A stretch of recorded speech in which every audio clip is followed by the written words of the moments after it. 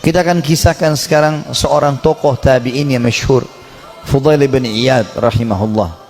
Orang ini sangat unik ceritanya, karena dulunya dia adalah perampok jalanan. Saking mahirnya dia mencuri dan merampok sampai dia tidak butuh tim, sendirian. Dikatakan dalam kisah ini, Fudail bin Iyad sendirian, tidak butuh orang-orang lain untuk membantunya.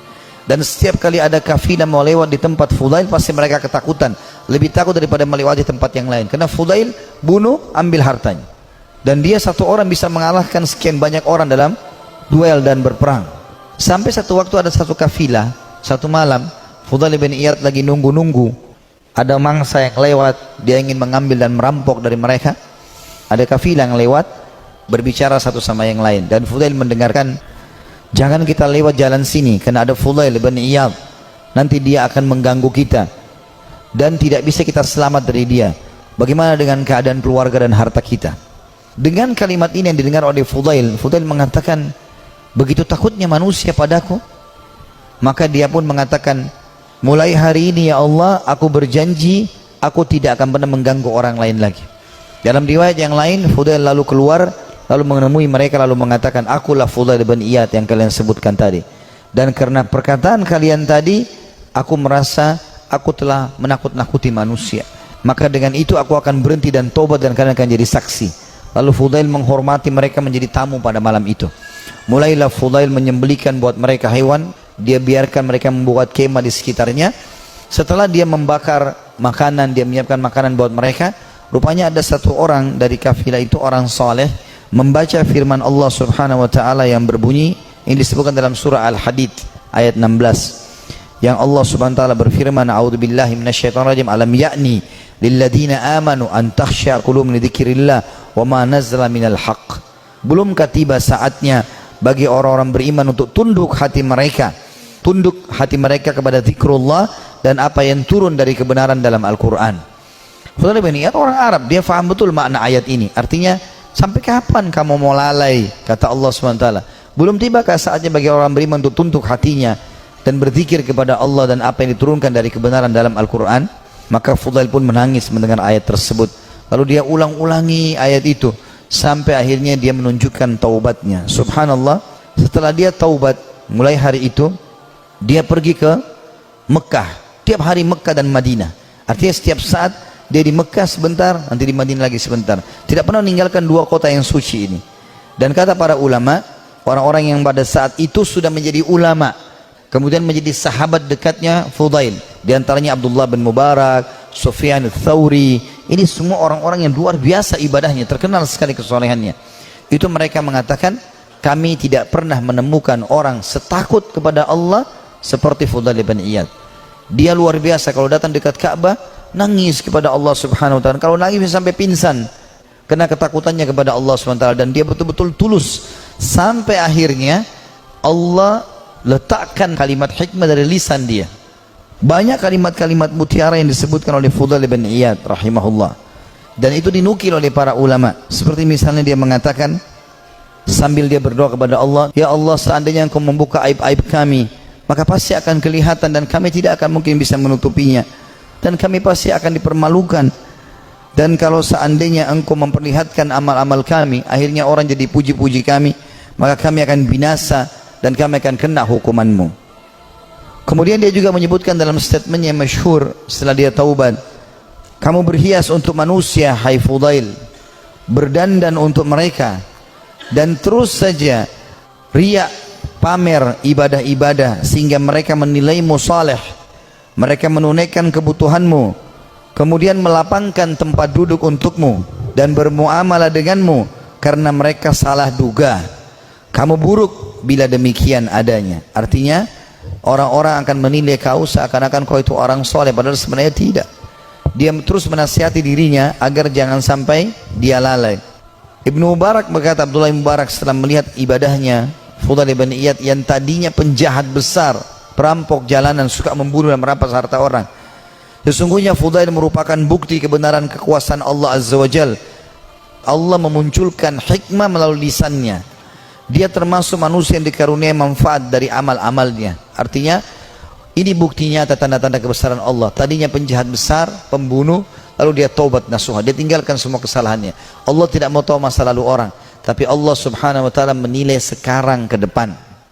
Fudail berkata kepada seseorang yang bertanya, bagaimana caranya supaya bisa menjadi takut kepada Allah sebagaimana anda ini takut? Kata dia, kosongkan hatimu untuk sedih dan takut sampai keduanya dapat bersarang. Apabila keduanya bersarang di hatimu, maka keduanya akan membentengimu dari melakukan maksiat dan menjauhkan dirimu dari api neraka. Artinya dia mengatakan, yang membuat saya seperti ini, saya sengaja menanamkan rasa takut saya kepada Allah.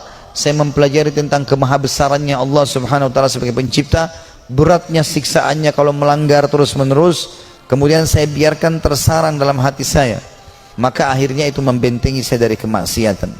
Dia juga berkata, sedih karena Allah di dunia menghilangkan keresahan di akhirat, dan terlalu gembira di dunia menghilangkan manisnya ibadah. Artinya dia mengatakan sedih karena Allah di dunia, maksudnya merasa rindu dengan surga, takut dengan dosa, menghilangkan keresahan di akhirat. Tidak akan mungkin bersatu antara dua kesedihan. Dan terlalu gembira dengan dunia, tidak pernah ada cobaannya misalnya, walaupun tidak mungkin ya, pasti manusia akan diuji oleh Allah SWT supaya dia tidak terlalu bergantung pada dunia ini. Dan terlalu gembira dengan dunia berlebih-lebihan sampai terbahak-bahak, sampai luar biasa merasa hidupnya harus selalu kegembiraan, padahal itu juga tidak mungkin terjadi, maka akan membuat atau menghilangkan manisnya ibadah. Dia juga menasihati dirinya setelah dia taubat, mengatakan, wahai jiwa, kasihan kamu ini, kau selalu berbuat buruk, namun kau mengira dan merasa dirimu baik. Kamu tidak tahu, tetapi merasa selevel dengan ulama. Kamu kikir, tapi kamu merasa dirimu dermawan. Kamu bodoh, tapi kamu merasa pintar dan cerdas. Ajalmu pendek, tapi angan-anganmu sangat panjang. Nah, ini kalimat-kalimat mutiara yang luar biasa. Rupanya setelah dia bertaubat kepada Allah subhanahu wa ta'ala, Allah berikan kalimat-kalimat ini kepadanya. Wahai jiwa, kasihan kamu, kau berbuat buruk, namun kau mengira dirimu berbuat baik. Artinya, amal-amal yang kau kerjakan ini masih kurang. Tapi kenapa kau selalu merasa bangga? Ini dia nasihati dirinya sendiri. Karena ada orang kadang-kadang begitu, dikuasai oleh syaitan, dia merasa bangga. Saya sudah haji sekian kali, saya sudah pernah bersedekah ini dan itu, saya pernah bangun masjid satu masjid itu terus yang dibahas. Apa saja semuanya dibanggakan. Maka dia menasihati dirinya supaya dia terus termotivasi mau ibadah. Dia mengatakan, wahai jiwa, kasihan kamu, kau sebenarnya berbuat buruk masih sedikit, tapi kau pikir dirimu sudah berbuat banyak.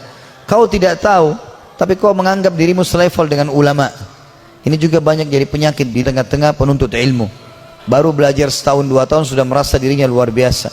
Akhirnya sudah mulai bicara tentang ulama ini, tentang ulama itu.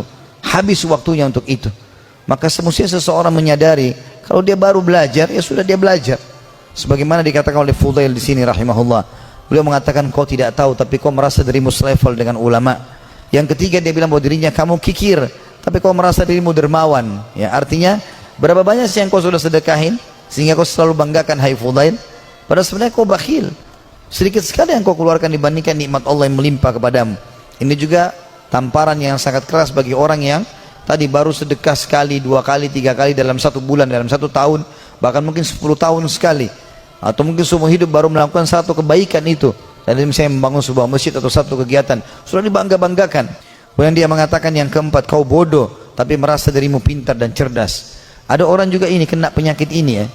Begitu dia sudah belajar agama, dia sudah mulai faham sedikit ayat, hadis, maka dia rasa dirinya tidak perlu belajar lagi. Ini keliru. Kita harus menuntut ilmu sampai menjelang meninggal dunia.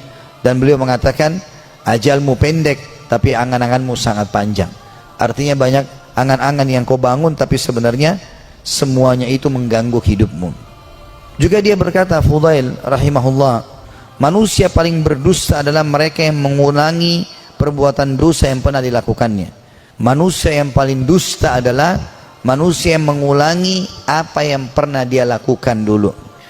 Manusia yang paling bodoh, jadi kalau dia pernah buat dosa dia ulangi lagi, berarti dia manusia paling dusta. Karena dia sudah tahu salah, tapi kenapa dia lakukan?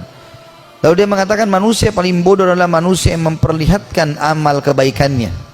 Kalau ada manusia yang mau dinilai paling bodoh, adalah orang yang suka pamer-pamer amalnya. Ya, saya ini lakukan, saya sudah haji sekian kali, saya sudah bangun masjid ini dan itu, saya sudah begini dan begitu. Dia banggakan amalnya. Itu manusia yang paling bodoh. Karena hilang semua pahalanya dengan dia riya. Lalu dia mengatakan manusia yang paling dekat dengan Allah yang paling takut kepadanya. Ini juga statementnya mirip dengan apa yang dikatakan oleh sebagian ulama yang membuat Umar bin Khattab radhiyallahu anhu mendapatkan kemuliaan sabda Nabi SAW, wahai Ibnu Khattab, kalau kau lewat di sebuah lembah, syaitan melihat kau lewat di lembah itu, maka dia akan mencari lembah yang lain karena takut bertemu denganmu.